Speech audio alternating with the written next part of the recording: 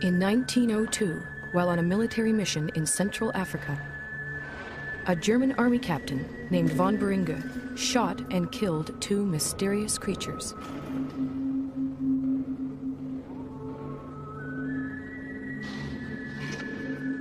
He then sent the skull and bones of one of them back home to Germany. That creature has been luring people back to Central Africa ever since.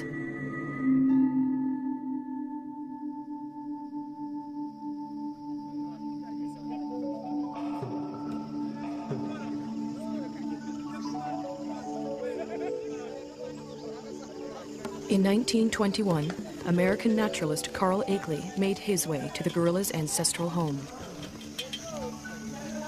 the Virunga volcanoes, in what was then the Belgian Congo. Akeley brought a movie camera to document his visit, and a little girl to help prove Africa wasn't such a dark continent.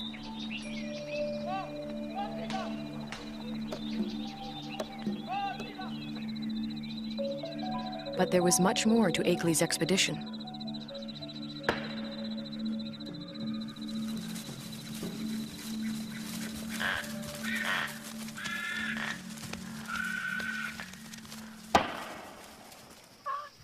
Akeley had come to collect mountain gorilla specimens for exhibit in New York.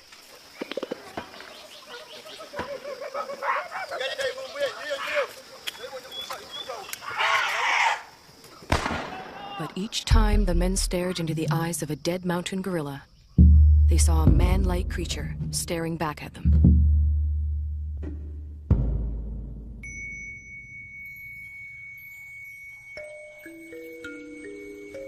Akeley decided the killing must end.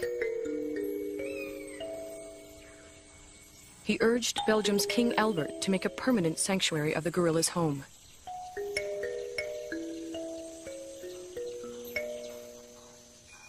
Today, in the cold, rainy high ground of Rwanda, Uganda, and Zaire, the gorillas live on much as they have for thousands of years.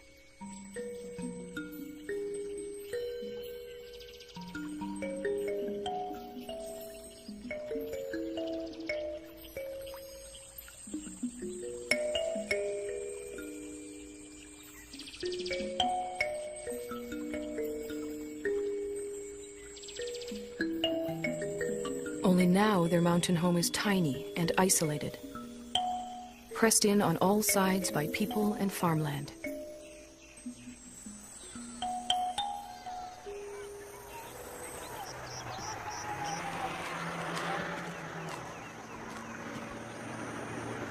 More and more, the mountain gorilla's future lies in human hands.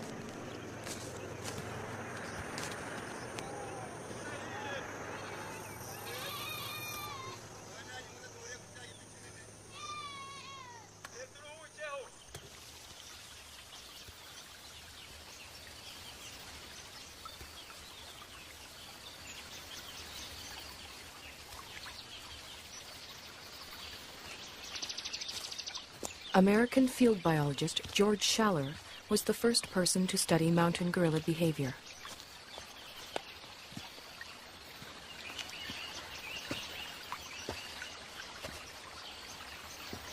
He and his wife Kay spent a year in the forest in 1959.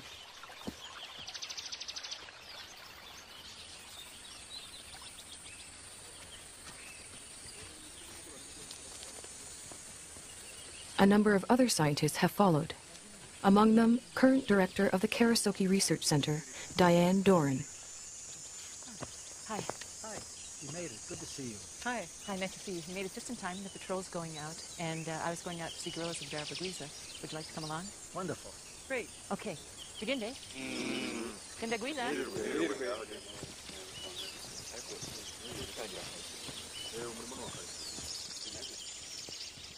Gorilla researcher Diane Fossey established Karasoke in 1967 in the forest she grew to love.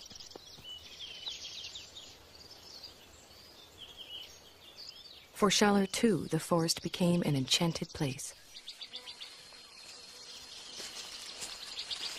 Some of my most magical moments with wild animals were watching gorillas, staying with them day and night. I used to do all my own gorilla tracking. You walk along slowly, you see the broken vegetation, you smell the animals. There's the musty, somewhat sweet odor of gorillas in the air.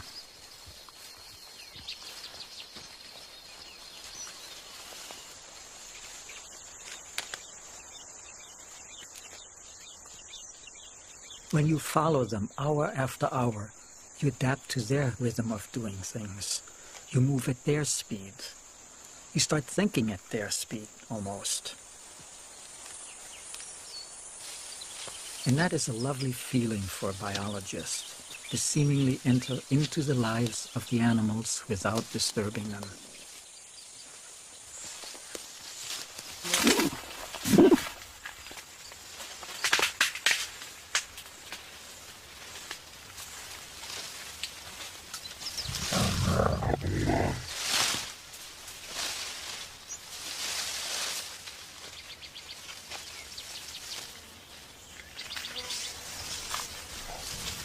When approaching the animals, scientists try not to be too quiet. Mountain gorillas like to know when people are near.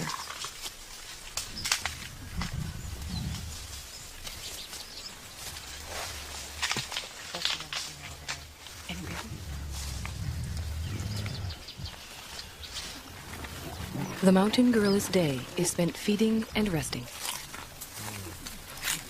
Feeding and resting, and feeding some more.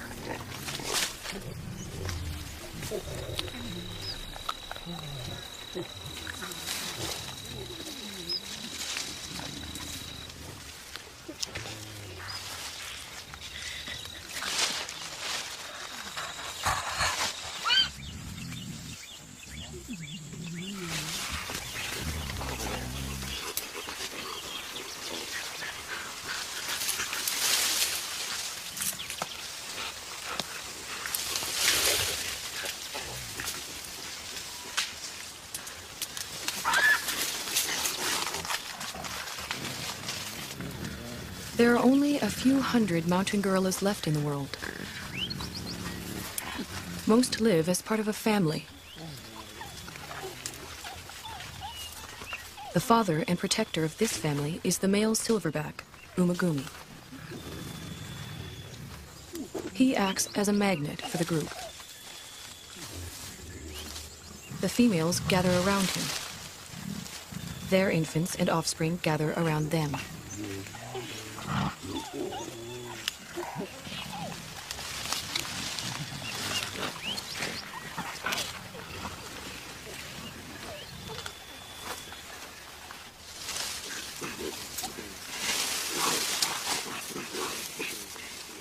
Mountain gorillas are social animals.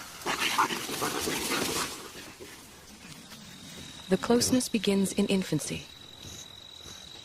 Rarely, if ever, does a mountain gorilla mother let her baby out of her sight.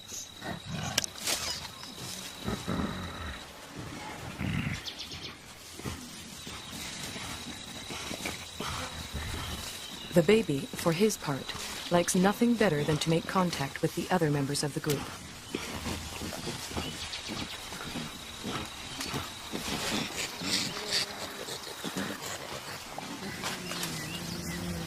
Even when they spread out to begin their daily search for food, the gorillas continue to communicate with one another.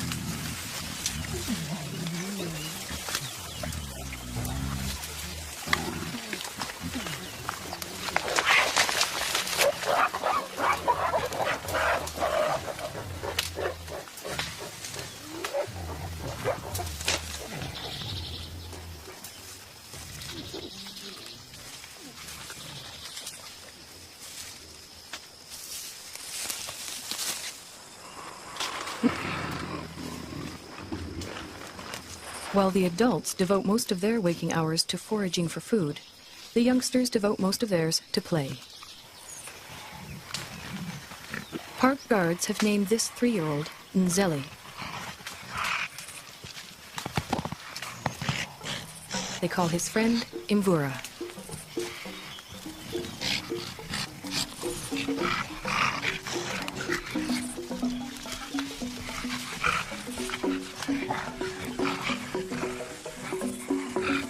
8 years, Karira is a bit of a bully. Moshoeshoe is only 4.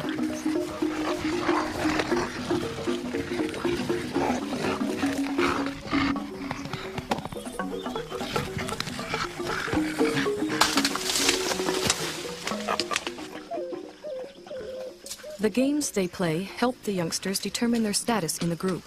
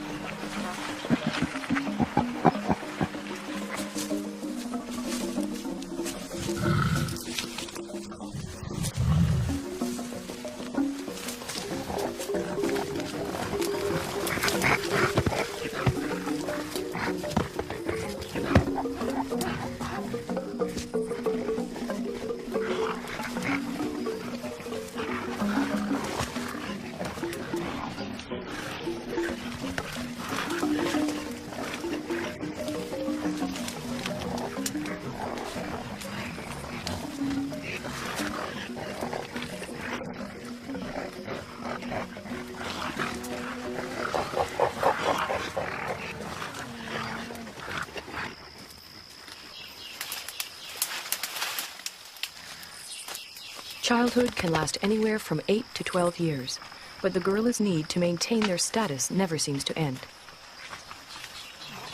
Any opportunity to reinforce the hierarchy is seized upon.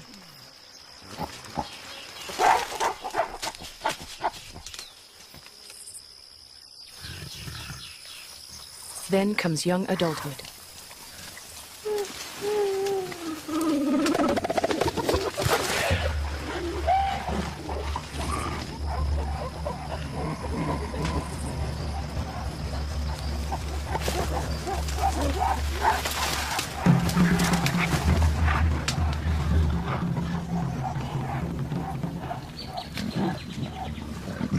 At 13, Intwari has the beginnings of a silverback, and his first real sense of the power that comes along with it. He also has a dedicated young male follower.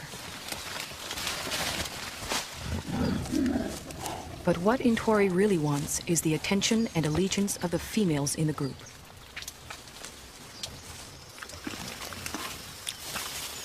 Umugumi doesn't seem too threatened by Intwari's advances towards the females. Well over 400 pounds, the dominant male silverback could easily discipline the younger one, or throw him out of the group altogether. For now, Umugumi seems content to focus on the local vegetation, of which he eats some 50 pounds a day.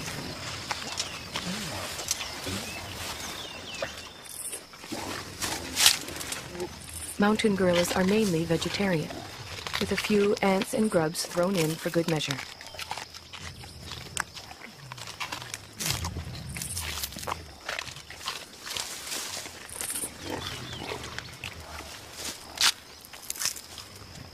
Their staple diet includes a bitter, stinging mixture of thistles, nettles, goosegrass, bamboo, and wild celery.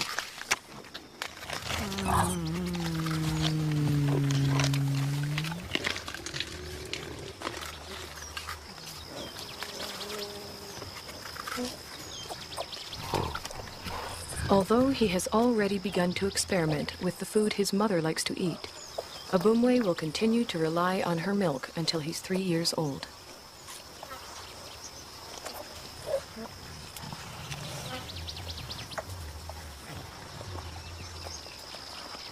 By the time he's 4, Abumwe will be strong enough to forage on his own.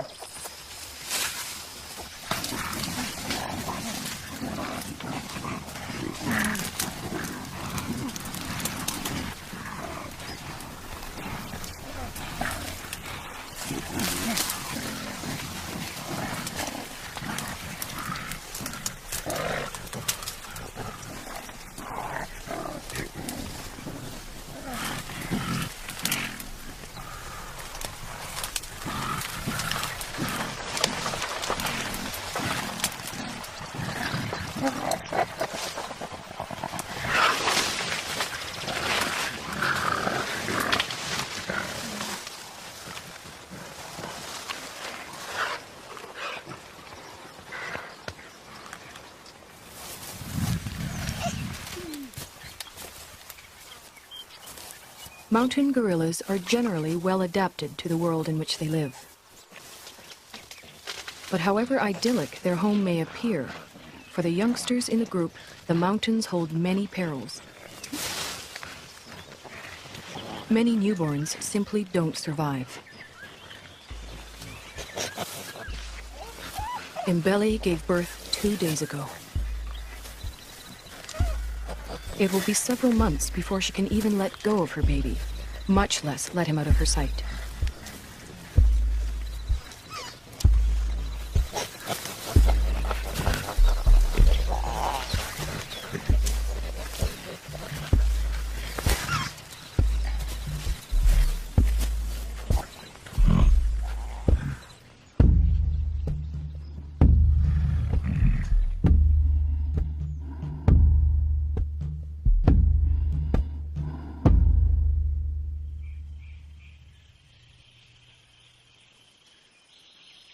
The mountain gorillas are more vulnerable than they know. Their ancestral home is much smaller than it once was.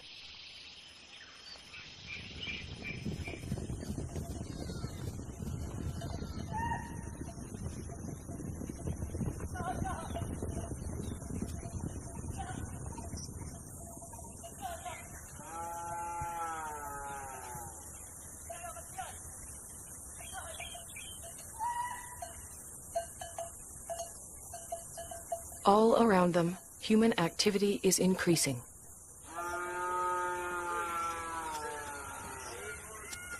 Yet the mountain gorillas continue to live and move in ways familiar to them for generations.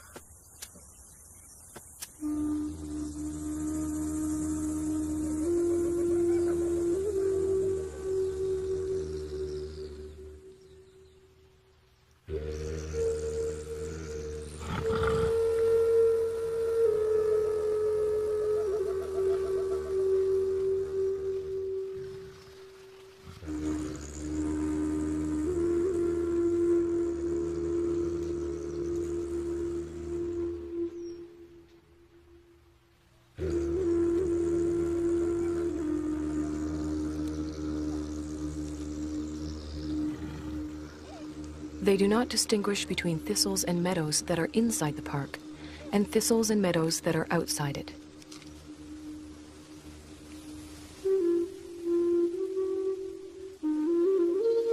They simply go where their never-ending search for food takes them.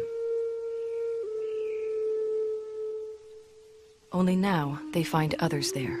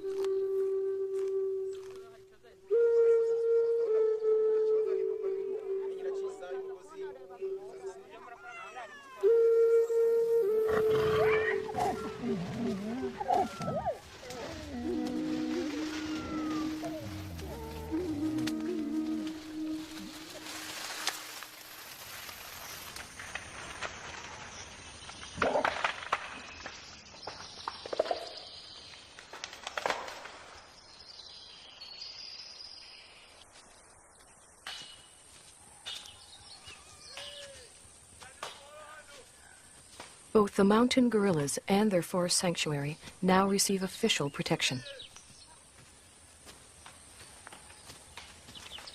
Park guards and anti-poaching patrols go to the forest every day.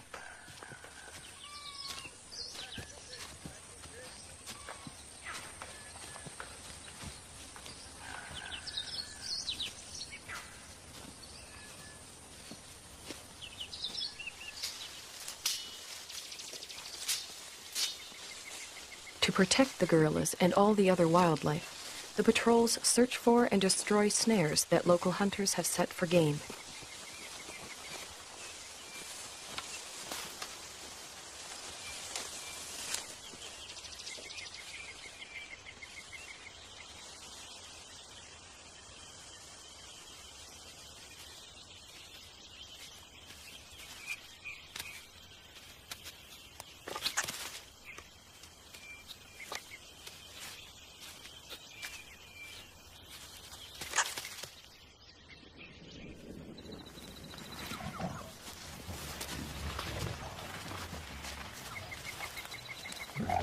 The guards search the forest, checking on the gorillas' whereabouts and welfare.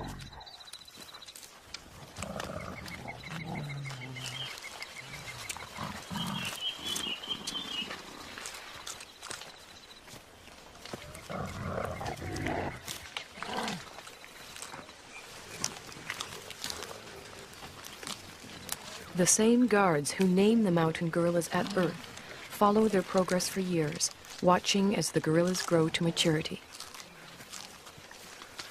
Over time, a close relationship develops, a bond between the animals and the men.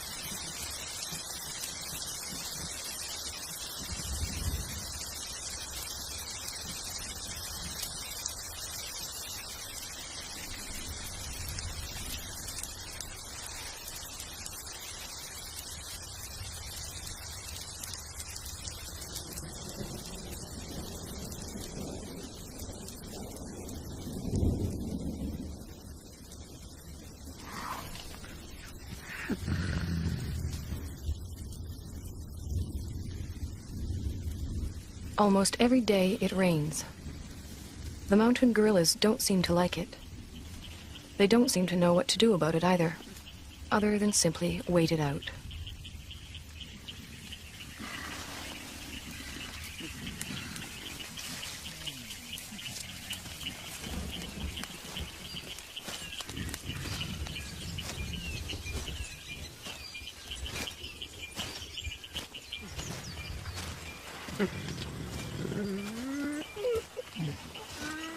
At least the rain provides them with a rich supply of food.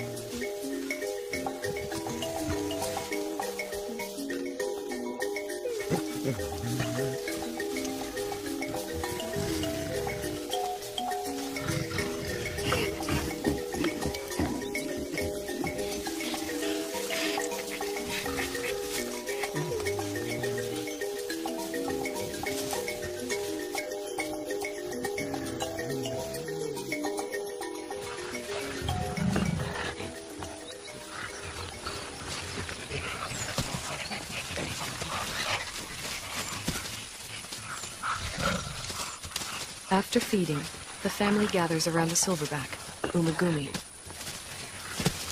While the adults rest, the youngsters play.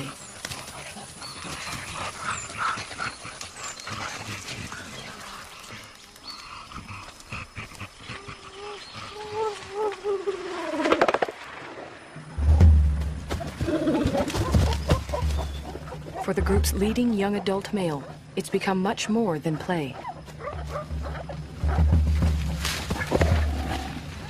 Left unchecked, Intwari's newfound strength could eventually tear the group apart.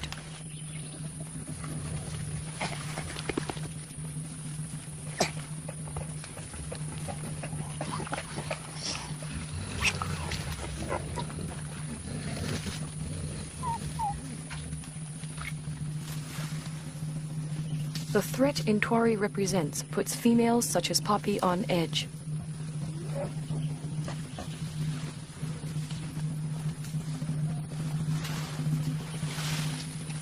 Determined to get some kind of reaction from the others, Intwari bites into an inedible plant and contemplates his next move.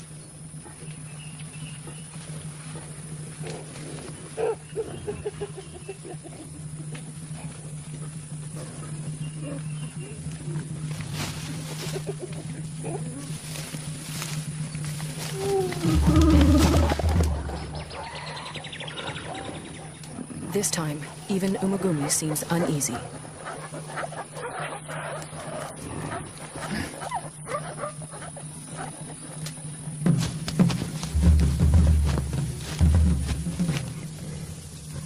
Intwari is presenting himself as their new leader, but the females don't see it that way.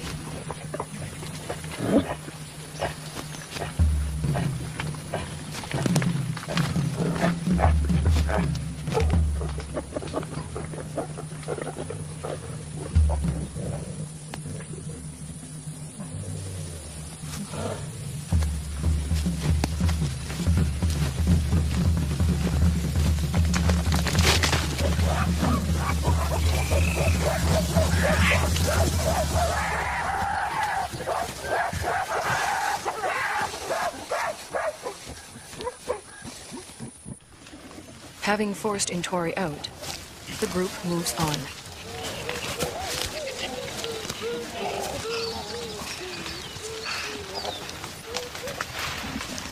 Before she joins them, Poppy, still vibrating with excess energy, vents it on the first young male she can find.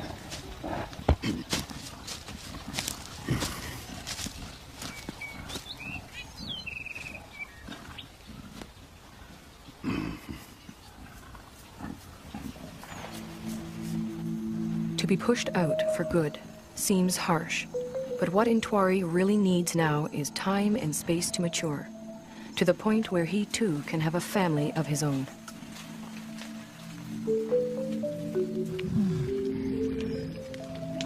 The next few years are critical for Intwari. They are also critical for all the other mountain gorillas.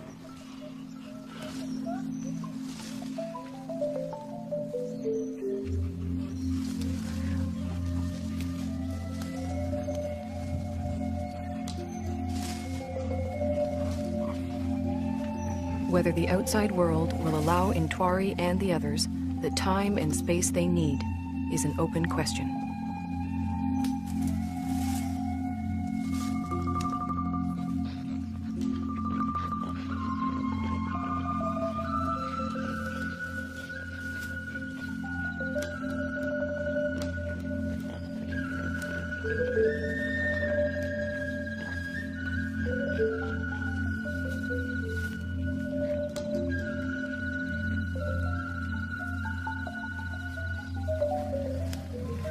One thing is certain.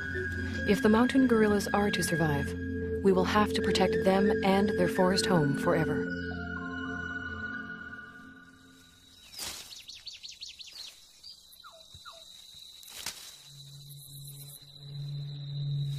If we ever turn our backs, they'll be gone.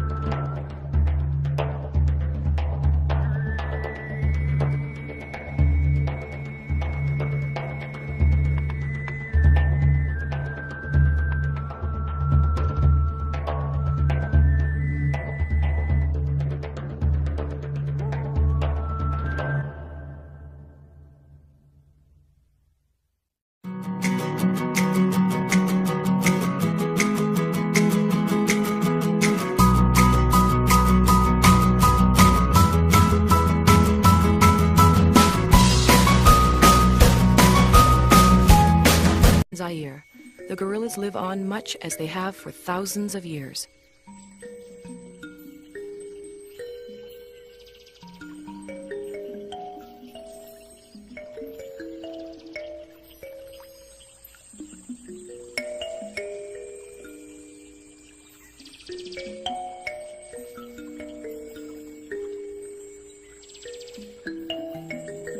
Only now their mountain home is tiny and isolated, pressed in on all sides by people and farmland.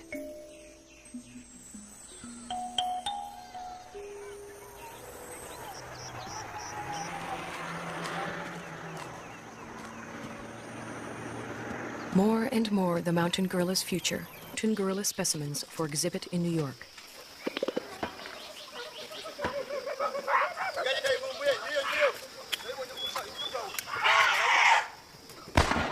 But each time the men stared into the eyes of a dead mountain gorilla, they saw a man-like creature staring back at them.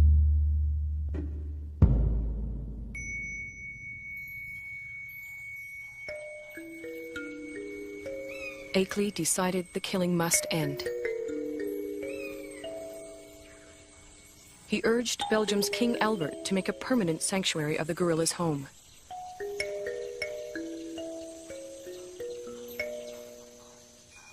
Today, in the cold, rainy high ground of Rwanda, Uganda, and in 1921, American naturalist Carl Akeley made his way to the gorilla's ancestral home.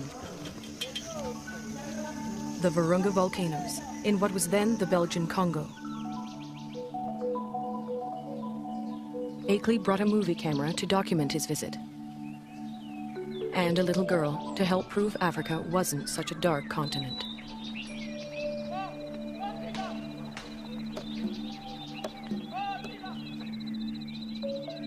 But there was much more to Akeley's expedition.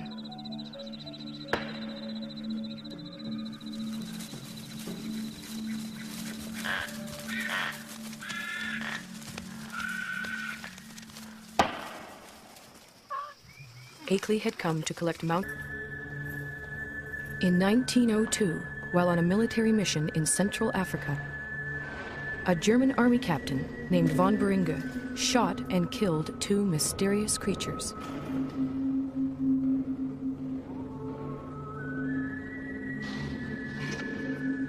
He then sent the skull and bones of one of them back home to Germany. That creature has been luring people back to Central Africa ever since.